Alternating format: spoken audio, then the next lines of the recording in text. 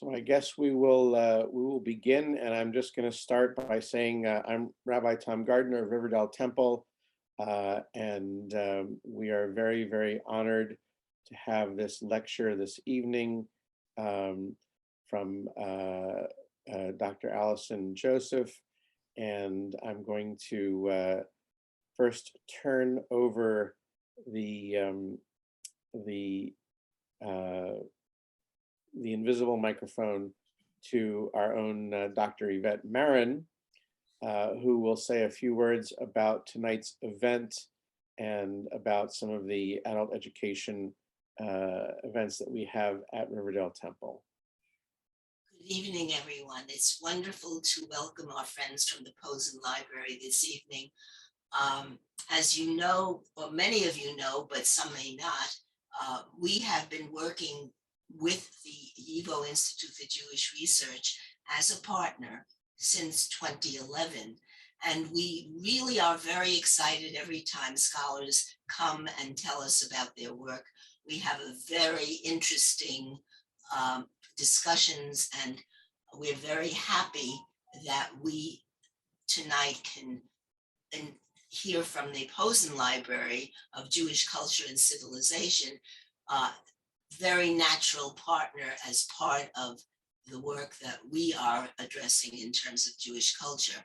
As you saw when you were coming in, there was a good description of what the Posen Library is, but just to reiterate, each volume of this multi-volume collection is created by leading Jewish studies writers. They are scholars. Many of these selections have been translated into English for the first time, the secular and the sacred side by side.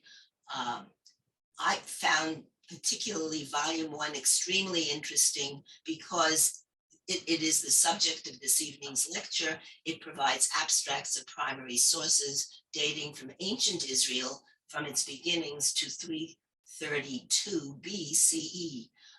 Archaeological evidence and a rich sampling of visual and material culture complement the written text.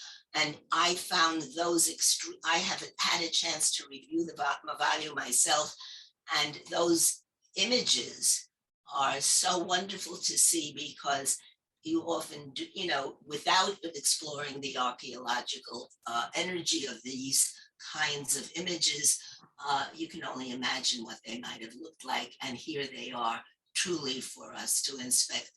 I just want to mention to you before we introduce the speaker for this evening that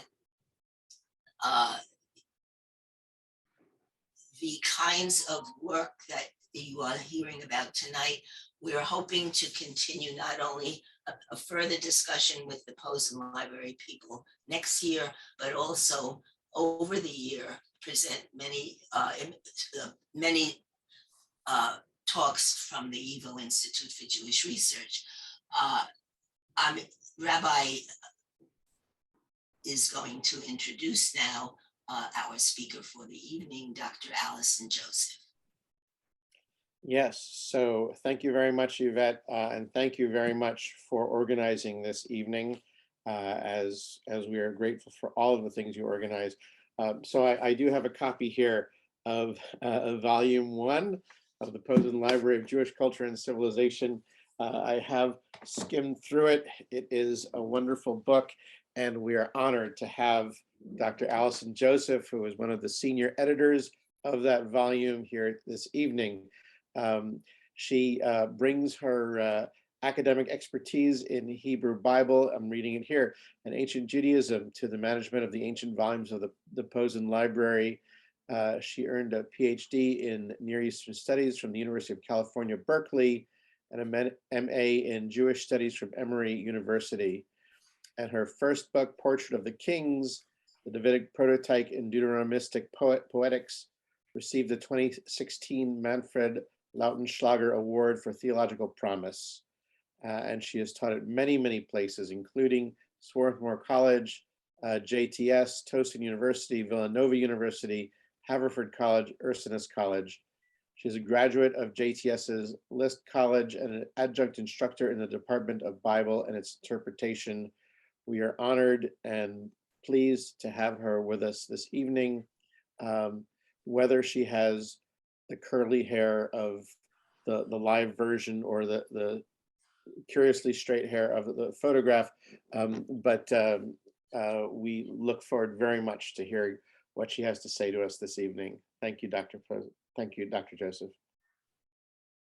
Thank you, Rabbi Gardner and Yvette. I'm really happy to be here tonight. I hope that, in the not so distant future, it'll be possible for us to be in person in your synagogue and your community that you've been, as we were waiting for everyone to come in, telling me about. So I'm really excited to represent both the Posen Library tonight and also this volume. And so just to tell you a little bit more about what the Posen Library of Jewish Culture and Civilization is all about, we have a short video. So I think we could cue up the video.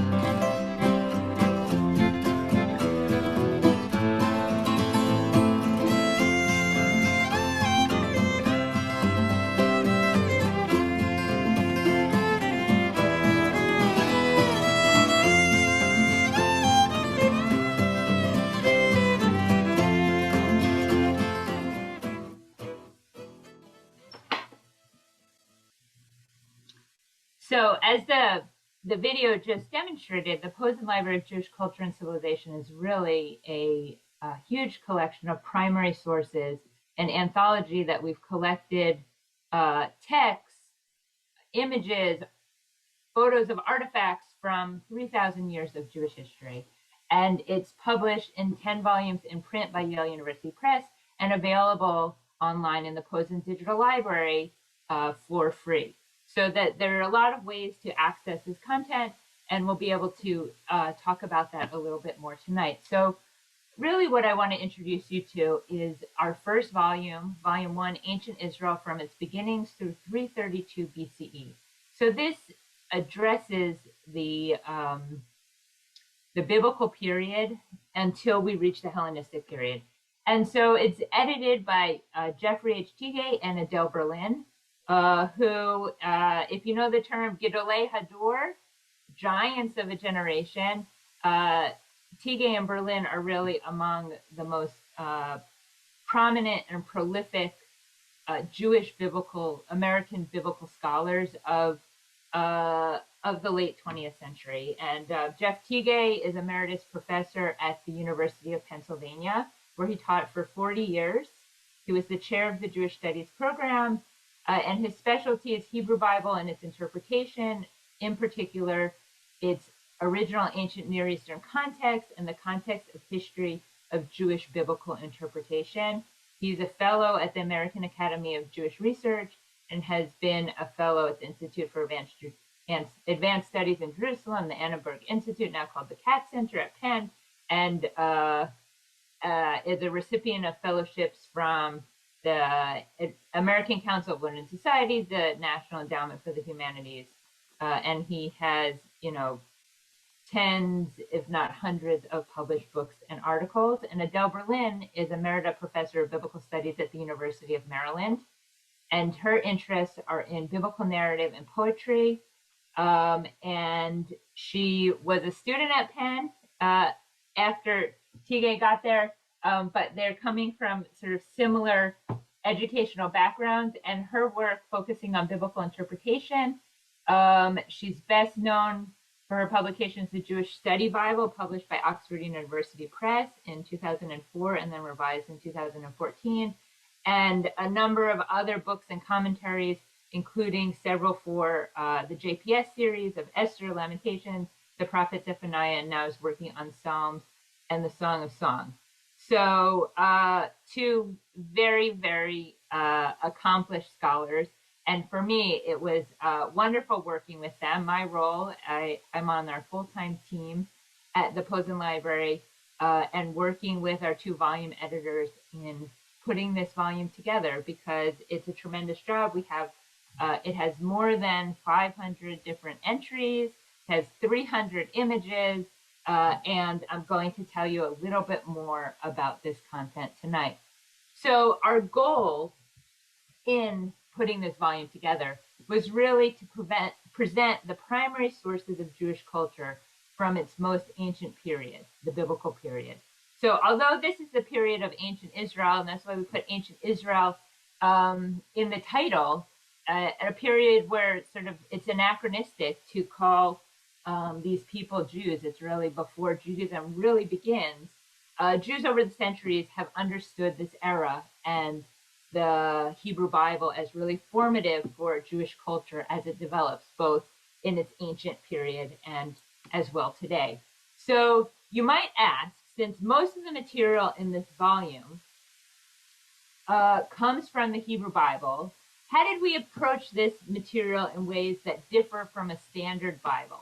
What's new about this Bible? It's very easy to find Bibles. What makes it different than just reading the Bible or reading in a bridge volume, a bridge Bible? So here are 4 ways that Volume 1 Ancient Israel is different from just reading a Bible cover to cover, or reading a bridge Bible, or anywhere that you might find the Hebrew Bible, in your hotel rooms, online, on your phone, any of these places. This is 4 ways that it's different. The first way is organization by genre. We have organized this volume collecting text by genre, meaning that we've taken the text from all over the canon of the Hebrew Bible and put them together, maybe not necessarily what comes next to it in its canonical order, but organized it by genre. So while we start with Genesis still, it doesn't just keep going until the end as if you were reading the Bible straight through, and it offers a really different way of reading. One of the first things that you notice is the first section is on prose narrative. And prose narrative and the story of ancient Israel, beginning from the creation and running through the destruction of Jerusalem and the Babylonian exile, this, more than 1,000-year long story, really pulls together everything in prose. And this was an innovation of ancient Israel. If you think about ancient Greek and Latin literature, the big stories were really in epic poetry.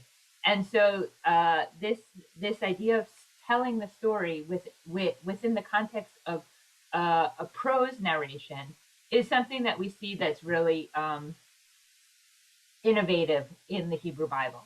And so by doing this, you have the opportunity to read the story together. So we collect the things and then we also excerpt it. So for example, the story of the beginnings of the people. It includes excerpts from the narrative of Exodus through Deuteronomy, taking from the last 4 books of the 5 books of the Torah, and telling the story of the Exodus until the arrival at the Promised Land. But it only includes the narrative parts of the story. So if you think about, we just spent a lot of time on the story last month, celebration of the holiday of Passover. They escape from Egypt, and they find themselves at the Red Sea, and a miracle happens, the sea splits, and they find themselves on the other side, and Moses leads the people in song. But the song is a poetic form. So we pulled that story out and put it into the poetic form. Same with the 10 Commandments, right? The 10 Commandments are really a legal document that we put in. Christina, could you go back one slide? We put into a genre of laws and legal documents, so that the 10 Commandments may be the most well-known of the legal documents that are part of the Torah. They are not the only ones, and we have several other law collections. And so putting the 10 Commandments side by side with those other law collection offers the opportunity to sort of compare and contrast. How are these laws similar to 10 Commandments? How are these other law collections similar to each other and different, offering really different opportunities. So if you can see here, this is the table of contents and the lists of the different genres that we've kind of split up the biblical text into. So what's gained? Not only do you see, as I mentioned, the development of the prose narrative and the way that you can kind of take out these non-prose parts of the story, put them somewhere else so that you have this contiguous prose narrative, but you also have this opportunity to make great connections. So one place where I've really seen this is in the collection of poetry. So the first 2 poems that we've included under the genre of poetry include that Song of the Sea from Exodus 15 that I just mentioned. After the people cross the sea, Moses leads them in song and dance. And you can see here, this is an image of the Leningrad Codex from 1009 CE. This is the oldest extant full manuscript of the Torah that exists. We have an older one of the Bible. We have an older one that's missing most of the Torah and only starts in Deuteronomy, but you can see, and so you see here, the lines are set out in verse compared to, the first few lines that run across, that's the prose, and then where you see these breaks in the way that its lines are set out, it's set out like poetry because this is really a poem. And so the first 2 poems are the Song of the Sea from Exodus 15 and the Song of Deborah from Judges 5. So both of these texts are among our oldest texts from the Hebrew Bible, dating back to maybe the 11th or 10th century BCE. And they are both victory songs, but they come from very different parts of the Bible. So Exodus is really pretty close to the beginning, and Judges is smack in the middle, talking about this period in between when they've conquered the land. Before the inception of the monarchy, Israel was kind of ruled by judges. People did not great things, and then the judges would come and sort of get everybody back in line. But it kind of had a cyclical experience of, the judge would die, they would do bad things. So the Song of Deborah from the book of Judges in the middle of the Bible. But by organizing them under the genre of poetry, they sit side by side in a way that they wouldn't in a regular Bible. And what you can see is that they are both poems of victory. The Song of the Sea from Exodus is declaring God, the God of war, having conquered the Egyptians and saving the people. And the Song of Deborah is really praising for the defeat of the Canaanite army. And instead of really praising just God as the agent of the victory, it's also praising Deborah and Yael and the general Barak. And so you have this juxtaposition between these 2 victory songs that in many ways are very similar, but in putting them in relief, you see these differences. We also see an amazing thing about the role of women in the story. So the Song of Deborah is the only song that we know that is put in the attributed to a woman. And it's really looking to Yael, the heroine of the story, for delivering the victory rather than the male general Sisera. I'm sorry, the male general Barak and his defeat of Sisera. And so you contrast that both to the role of women here, as well as the role of women in the Song of the Sea. So Moses leads the men in song, and they have this long song. This page of the Codex, this is only half of it. The next page, it continues on. And just as it ends, it says, and Miriam led the women, picked up her timbrel, led the women in song and dance, and it reprises one line from Moses's poem. So it's really an amazing contrast to see Deborah gets this long, I think it's 18 verse victory song, while Miriam gets the one line. But it's still significant that it wasn't enough just to leave Moses with his song, but that Miriam and the women are included, somewhat democratizing the experience of celebration here after they've crossed the sea. And so that's one of the things that you get from this kind of genre juxtaposition. We've also the role of Miriam as a singer, singing and dancing with the timbrel. We also see in some of the artifacts we've included.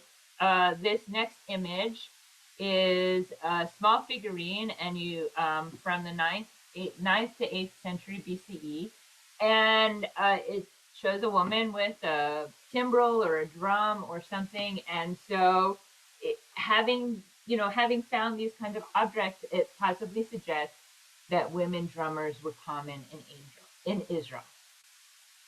So another opportunity for this kind of genre juxtaposition we see in the collection of blessings.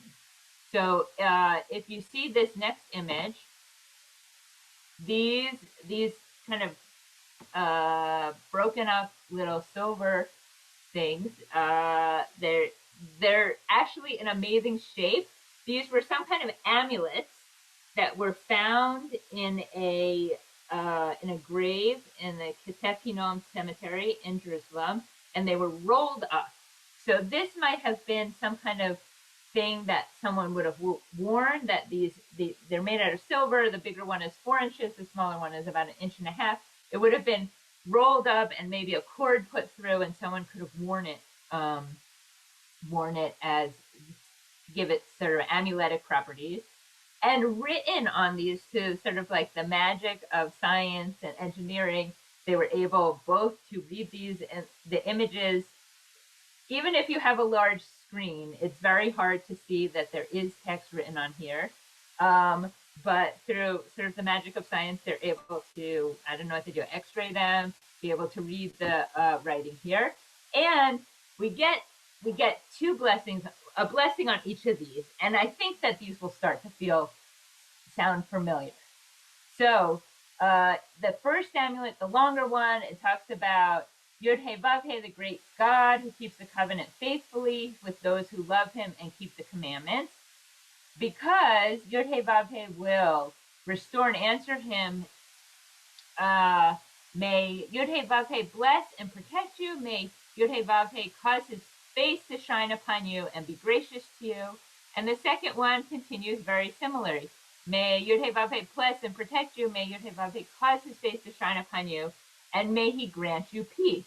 So this is a very well-known priestly blessing from Numbers 6. It's said by the priest in some prayer services. It's often said by parents on Friday nights to bless their children. It's even part of our popular culture. If you think about the songs from Fiddler on the Roof, but that God spoke to Moses and says, "Speak to the people, say to them, the Lord bless you and protect you. The Lord deal kindly and gracious with you. The Lord bestow his favor upon you and grant you peace." And so you see this juxtaposition of the blessing that's written on these amulets with the verses from Numbers. So that's the first way. So the 4 ways, the first way is the genre organization. The second way is illustrations of biblical phenomena. So what I mean by that is that that many of the things that we read about in the Hebrew Bible, because this was an ancient civilization, let's say 3,000 plus years ago, it's hard for us to know what's going on. So can you go next slide? Yes, this slide perfectly. Okay, so if you think about in March, we celebrated the holiday of Purim. Okay, the story of Purim commemorates the victory of the Jews over the evil Haman. Esther and Mordecai are the great heroes. The holiday itself, Purim, gets its name from pur, meaning a lot. And this is the way we know the holiday because the evil Haman says, oh, I'm going to destroy the Jews. When should I do it? And he draws lots. So if you think about this story, as I always sort of thought about it, I would say, oh, you know, is he drawing straws? In kids' songs, we know of Haman. He has this 3-cornered hat. Was he pulling dates out of his 3-cornered hat? It's hard for us to really know, you know, what's he doing? Is he just going online to a pick a date kind of generator? We don't know those things. I never thought about it that much until I saw this object. This is a lot. In Akkadian, it's called puru. So you can hear the cognate between the Akkadian puru. Akkadian was a Semitic language of Mesopotamia. It was kind of the lingua franca for almost 2,000 years. This is a lot from Assyria from the 9th century BCE. So 3,000 years ago. And basically, it's sort of shaped like a die, and on it is different months. So it belonged to an Assyrian officer, and he's talking about the coming year and the official for which the year is named, that maybe they would throw this and whatever it landed on. So when we think about Purim and what was Haman doing to pick his date, perhaps he had something like this. Same with in the book of Jonah, after he tries to escape. He doesn't want God to send him out on his mission. He's on a ship, and God, because he's running away from God, God brings this terrible storm. And the sailors all say, like, oh, who's the person who's making God so angry that's bringing this terrible storm? Let's draw lots. And of course, you know, it lands on Jonah. So perhaps they were using this kind of object as well. And so bringing in these objects and setting them side by side with the text really illustrates for us biblical phenomena. Another example is if you think about the story of David and Goliath, right? King David is one of our best known kings. He was known as a musician. Part of his rise to glory was the fact that he was young and a shepherd. And he comes up against the Philistine giant Goliath, and he slays Goliath. And, you know, that was, nobody expected it. He comes up against Goliath, and Goliath sort of mocks him, and all of the Israelites are there with him saying, you know, what, you're sending this kid out here with a slingshot? What am I, you know, a dog that you're sending him out like this? You know, and Goliath, it goes through a whole show of how he puts on armor, and he has this giant spear that's like 9 feet tall, and he's enormous. And here David refuses the armor that Saul tries to give him and goes out just with his slingshot. So when I imagine this story, I always thought of, you know, oh, David goes out there with the rocks he picked up from the wadi, and he has one of those kind of Dennis the Menace type slingshots, that wide stick with the elastic. He's going to pull it back and release, which does make the story seem more miraculous, but also extremely unrealistic. So then you find objects like this. These are Assyrian sling stones, these rounded rocks, and so you should consider these kind of military grade. Somebody must have must have rounded them off a little bit. And this leather strip with the strings on it. And the picture on the right, you can see slingers in formation, that they would take the sling and spin it around their head and release the rock. So the rock could travel about up to 100 to 150 miles per hour. So when you think about this kind of weapon, it seems much more reasonable that he could have taken down the giant with a thing like this, and that this could really be a kind of mortal weapon in a way that we would not expect Dennis the Menace, who just gets into a lot of mischievous situations, but doesn't really hurt anyone. And so that we have this depiction of what did it mean to have an ancient slingshot. The next image is a picture from an Egyptian mural from Thebes in the 15th century. And what you see here are prisoners making bricks. And if you think about the Exodus story, the Israelite slaves were making bricks for the Egyptian pharaoh's building projects. And if you've been to Egypt or you've seen the pictures of Egypt and you see these great building projects that still exist today, 4,000 years later, the Sphinx, the pyramids, they must have had a tremendous workforce to be able to build these. And so how are you going to get a tremendous workforce? It seems that prisoners or slaves would probably be the way that you can get that many people to work.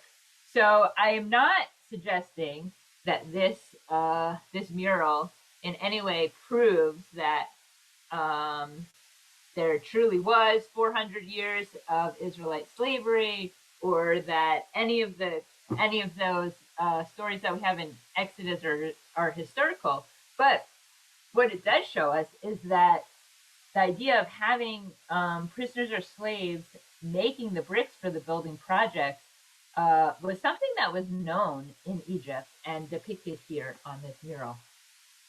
So, so you really get this illustration of what is happening to help us better understand the text, even the ones that are familiar to us, like Egyptian slavery and the story of David and Goliath.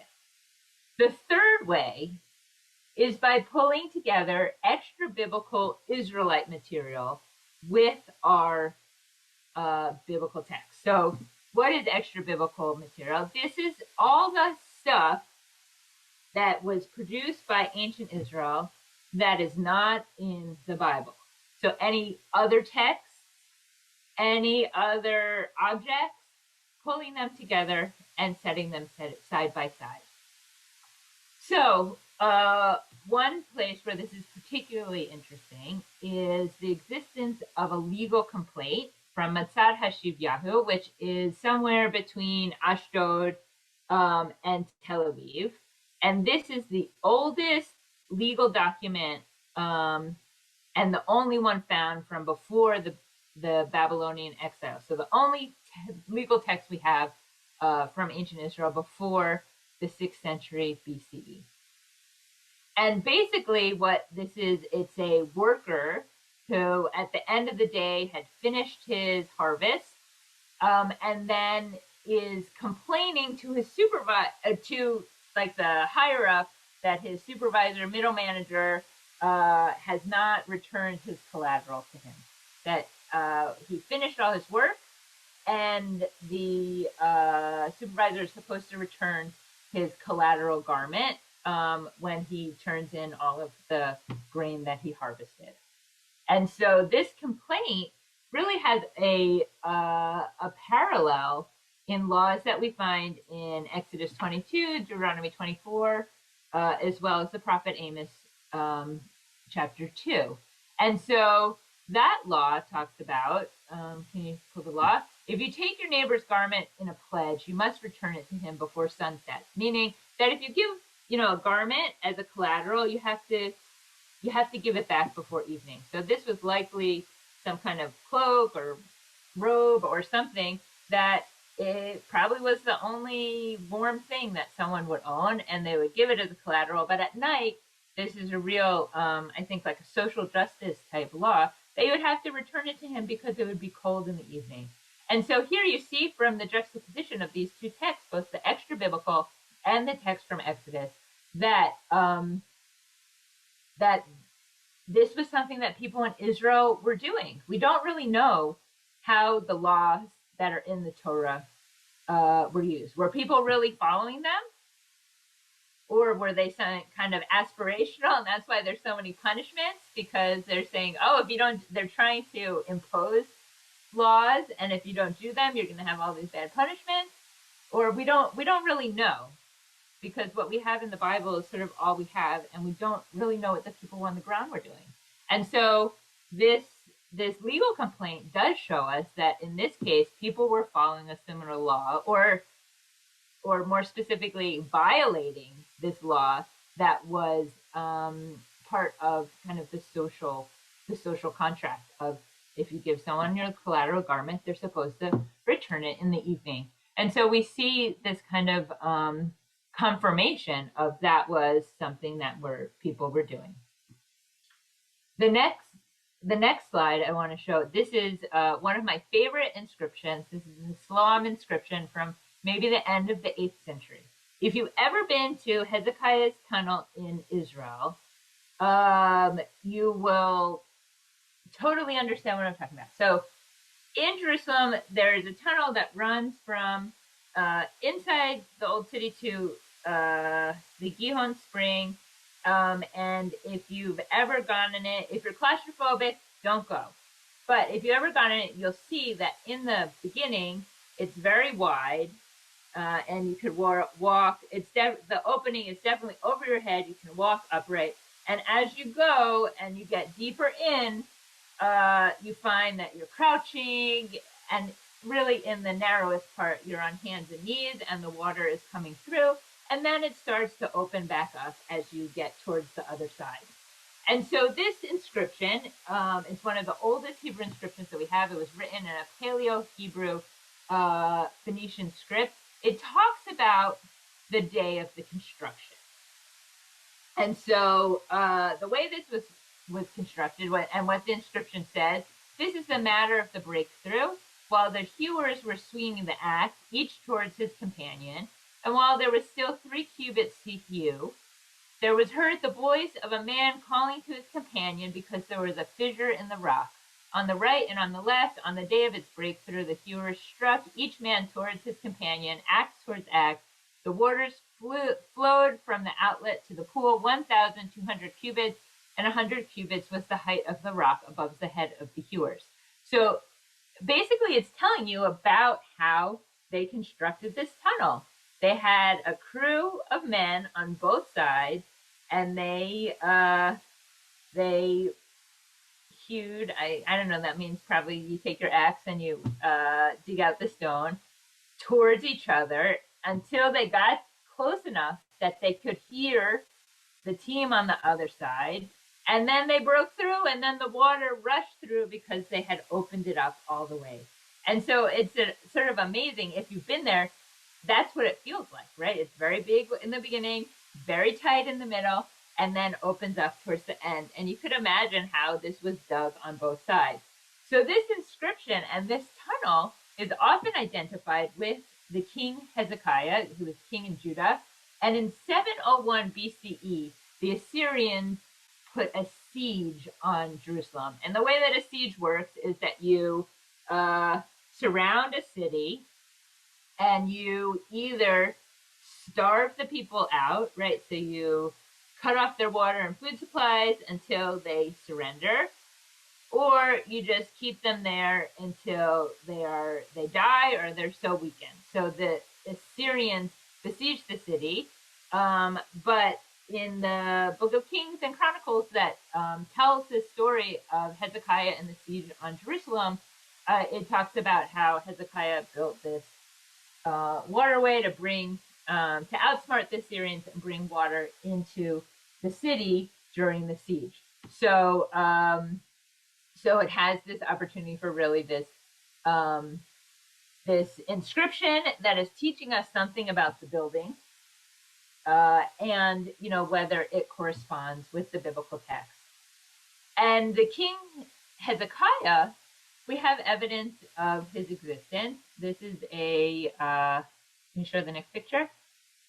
This is a seal impression, and on it, you can see sort of along the letters along the top and the bottom, also the Paleo-Hebrew script with some kind of like bird image in the middle. It says, belonging to Hizkiyahu, Hezekiah, son of Ahaz, king of Judah. And so this would have been an impression of his signet ring that would he would have used to, I don't know, sign documents, close up letters, do all sorts of official things. And this evidence of the existence of Hezekiah, son of Ahaz, is something that we find. Okay, so the next, I lost count of what number we're on. I think we're on 4.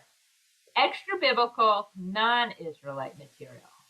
So while it's great that we have this Israelite material that can tell us more about ancient Israel and ancient Israelite culture, we also have non-Israelite material that in some ways may give us a better historical corroboration or lack of corroboration of the story. So this is an Egyptian stele by the pharaoh Merneptah, who reigned at the end of the 13th century BCE. And Merneptah talks all about all the places that he conquered. This stele, dated to the 5th year of his reign, around 1208 BCE, commemorates his victory in his Libyan campaign. It's currently in the Cairo Museum. And you could see, you know, on the bigger one, where that little white circle is, and then we have the inset, you know, close up on it. It talks about Yanoam is made into non-existence. Israel is wasted. Its seed is not. Huru is become a widow because of Egypt. So again, this is not going to prove anything about the Exodus or give us real dates for whether or not or when the Exodus occurred. But it does tell us that at the end of the 13th century, the pharaoh Merneptah knew of some group called Israel. And this is the first evidence from outside the Bible that we know of anyone recognizing a people, a city, a ethnicity. We don't know what kind, but we do know that Israel was known in this around 1208, which is really amazing to have that kind of corroboration that as early as the 13th century Israel happened to exist. The other things that we can see is that some of the common Israelite customs may not have been so unique to Israel. So this is a mural from the Iron Age, late 9th, early 8th centuries, from Thebes. And if you see here, so in Numbers 15, there is a commandment to make fringes on the corner of people's garments. And so this has come into the development of Judaism as the tzitzit, the fringes that we have on a tallis. So what did that really mean in Numbers 15? We interpret it to mean, oh, you know, the corners of the garment are your talit. Most of my garments don't have corners.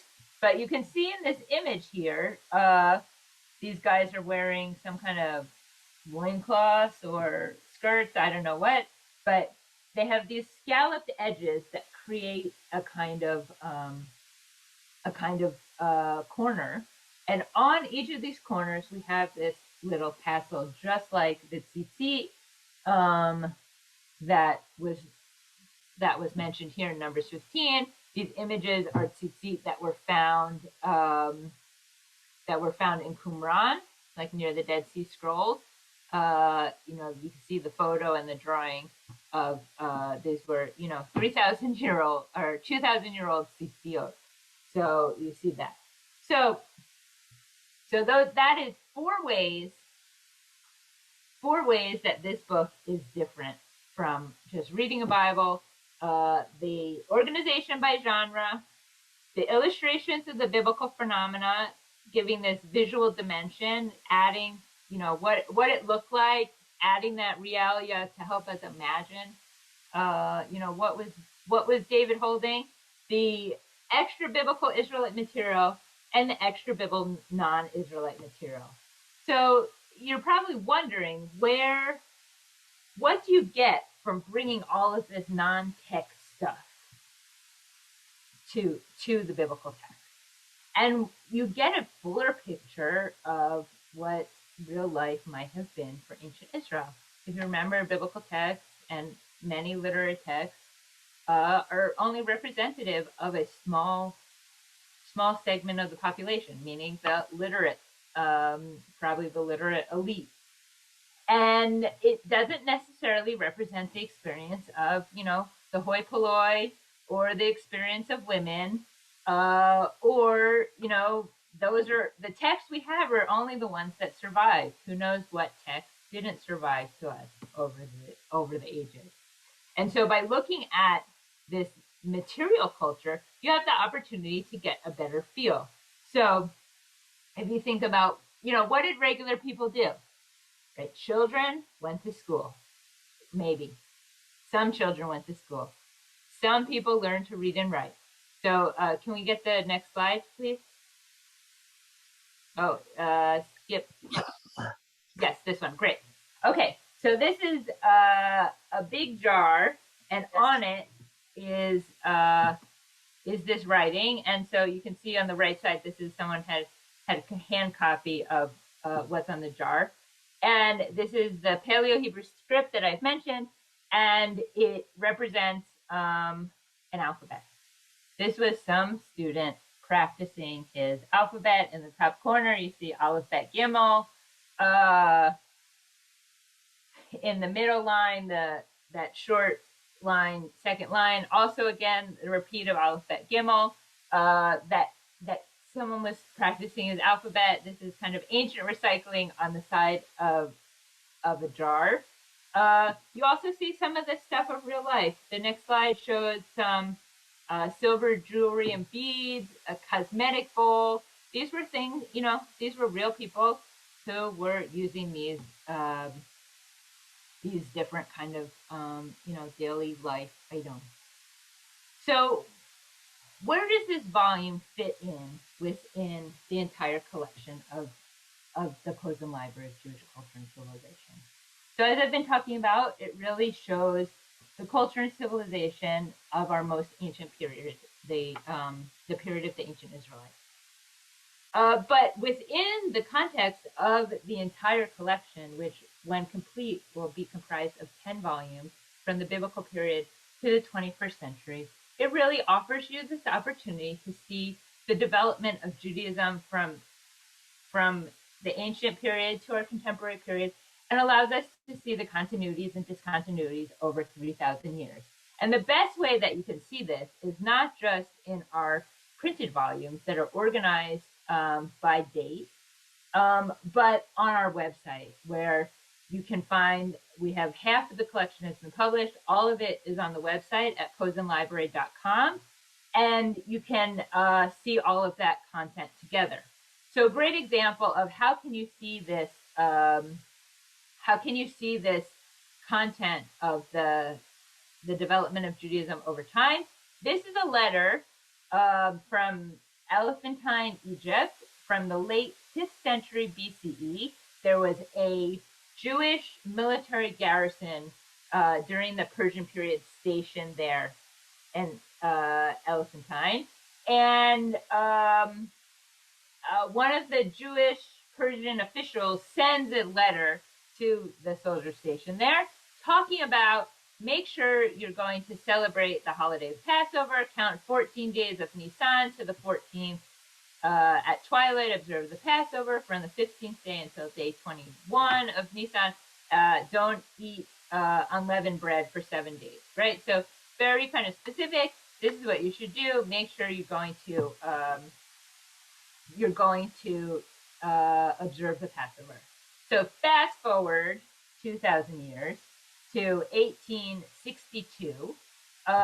when a Union soldier is stationed in the middle of the Civil War in sort of rural West Virginia. And he talks about this kind of makeshift Seder that he and his co-religionist soldiers take over. And it's a letter that he writes after the war describing this experience that they had. They didn't have any bitter herbs, so they pulled out some weeds that seemed pretty bad. And he talks about when it came time for the blessing and each to eat his portion, what horrors, what a scene ensued in our little congregation. It is impossible for my pen to describe. The herb was very bitter and very fiery, like cayenne pepper, and excited our thirst to such a degree that we forgot the law authorizing us to drink only 4 cups.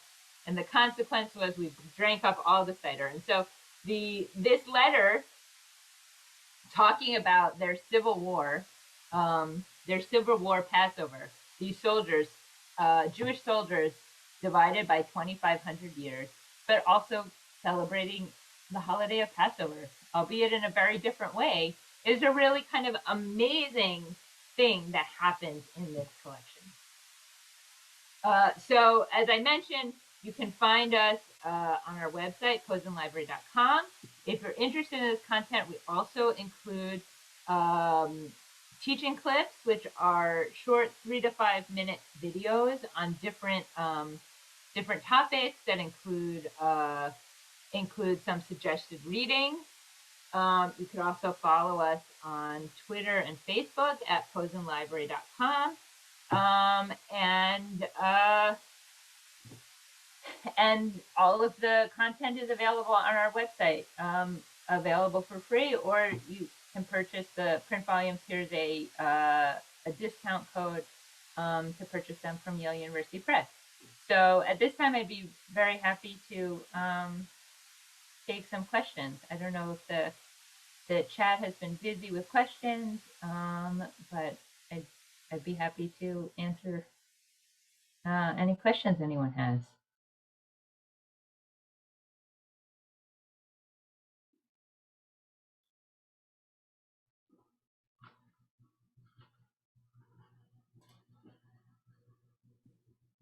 Yvette, you're actually muted.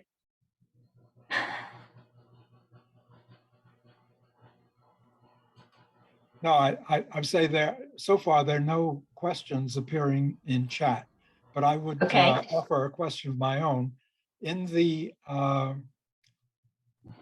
section where you list the codes of law in the Bible, that's very handy to have because they're different. Sometimes one mentions a law and the others don't. Sometimes it's prohibited, sometimes it's not. And to be able to interpret what conclusions one should reach, it's handy to have them all in a row. But I also would like to know, what do you offer in a non-Israelite or extra-Israel legal codes in another section of the volume? So we don't include any non-Israelite legal codes, except to say the most famous one that people think about is the Code of Hammurabi, also an Egyptian law code. It's currently, you can see it in the Louvre. So, where you find these things is the colonial powers of where they were discovered, when they were discovered. And the introductory content talks about the comparisons and how it seems like there really was a lot of influence from the law codes of other peoples around. The way that we've really used the non-Israelite content is mostly to shed light on different features of the biblical text, because this is a volume about ancient Israel and about a series about Jewish culture and civilization.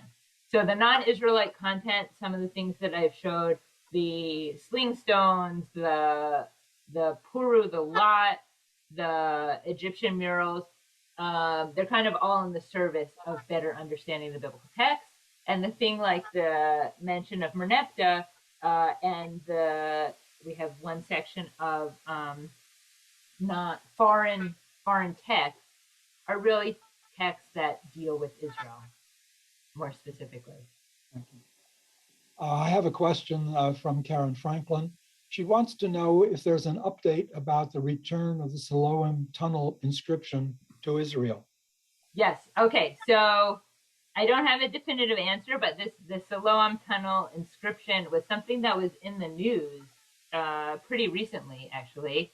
That it was discovered in, I think, the mid 19th century in the walls of the tunnel there, by, as all these great discoveries by some boys that were sort of playing there, and they found it on the wall. They said, "Oh, this must be important," and then someone stole it. So someone kind of dug it out of the wall. It was stolen, and then after some years, it showed up in Turkey, and so it's currently, I think, in a Turkish museum. And then there was like conversations with Israel about returning it, and I think that the prime minister might have gone to Turkey to take it back, and then they said, like, just kidding, we're not going to give it. So I think that it is still in Turkey, but given how important an artifact it is, it's one of the longest. It's one of the longest inscriptions that we have. It is really important because it is so many lines. It's important for establishing sort of the history of the scripts, which then is used to sort of date other inscriptions, and its connection to the biblical story that Israel really would like it, and so they tried to get it back, but it's still there. Karen, Turkey, but no. yeah. Karen adds a footnote to her question, saying she studied the inscription many years ago and sought it out in the museum in Turkey. And she remarks, it was hidden in a corner there and took hours to find. So they don't make much of it, apparently. Years ago, maybe now that they're saying like, no, this is ours, you can't have it. Maybe they're exalting it more. I don't know. So far, no more questions. Well, I have a question for the relatively, the reader who is not very well versed in Torah issues, and they approach this almost as novices. How would they start? How would they best use the works that you are going to show them digitally online? Yeah, that's a great question. I really appreciate that because there's so much. Where do you start? Both with this biblical volume and with the entire collection. We have almost 4,000 entries online. When the collection is complete, we'll have probably 8,000 to 10,000 entries available online. Each of the volume has a broad introduction, introducing both the contents of the volume, but I think really more importantly, the period that's addressed in the volume. So the introduction to volume 1 talks a lot about ancient Israelite culture. It talks about some of the innovations. It talks about some of the things that have continued today, like the beginnings of the Hebrew language, the different kinds of Hebrew script. It talks about the geography and the topography, and why all these things were important, and why the production of the Hebrew Bible. But we have introductions like that for each of the volumes. So the volume volume 9, that covers the year 1939 to 1973. These were very significant years in which we see World War II and the Holocaust, the beginning of the establishment of the State of Israel. And so a great way to start would be reading this content from our volume editors who are experts in each of these periods. And then to go from there, we're in the process of creating a new site that we're going to have many more options of how to surprise me, when you're on this website, you're like, you may also like, or, just pick something and show it to me. The content, because they're excerpts, they're not overly long, and it's an opportunity to just jump in and see what you find. We're hoping that people fall down a rabbit hole and just discover really these treasures of Jewish culture and civilization. I saw another question come in about are all the volumes out? So 10 volumes are planned. We have 5 volumes that have been published so far. This volume 1, the ancient volume, and then we have a volume covering 1750 to 1880. We have a short break, and then we have 1918 through 2005. So 5 volumes out. The next volume will be out probably in the beginning of 2023, and then they will come out probably every 6 months after that next volume. So everything's in the works, but you can only get the content of those 5 published volumes at this time.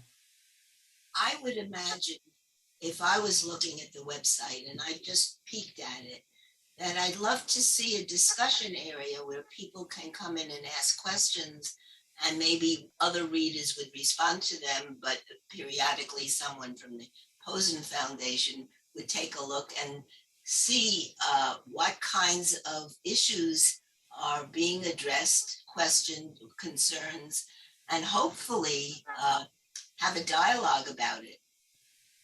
That's a great suggestion, and I really appreciate it because we are deep in the process of creating a new site. We hope it will launch in the beginning of 2023, in which it will just really allow for the user experience to be even better, to identify more of those, suggestions you may also like, and just have a really exciting, dynamic site. And so that's something we'll definitely think about, the ways that people can interact with other users of the site, as so many archives and text site websites today are creating community, virtual communities. So I think we'll see what we can do. Well, there's a lot to think about. This is thousands of years of history. Sure. So I just want to thank you very much for your presentation today. It was really motivated initially by one of our congregants who was so excited to hear this previously and said, you must get the Posen Foundation to come and make a presentation to our community. And I hope next year, when we plan our adult education programming for the year, that one of them will be again from the Posen Library, and the others will be related to our YIVO association. We are a dynamic group, and we love to talk about Jewish culture and civilization. And thank you so much for coming tonight and sharing your knowledge with us. Appreciate that very much. We are certainly going to let everyone know in the Riverdale community and expand our audience as we learn more how to think about this together. It's a funny thing, the pandemic was an isolating event, but somehow with Zoom, suddenly we are reaching our hands out now to our broader community, something that we couldn't easily do before. So looking forward to seeing everybody again next year and adding to the people who are attending this event. And thank you, Deborah. I know you are somewhere online for leading this work. It's still something that we're all learning about. Working with abstracts, one has to adjust their mind a little bit. But nevertheless, we look forward to the challenge of learning more, adding it to our own Torah study that we do in our temple. And I thank you all for coming tonight, and we very much look forward to seeing you again. Thank you very much.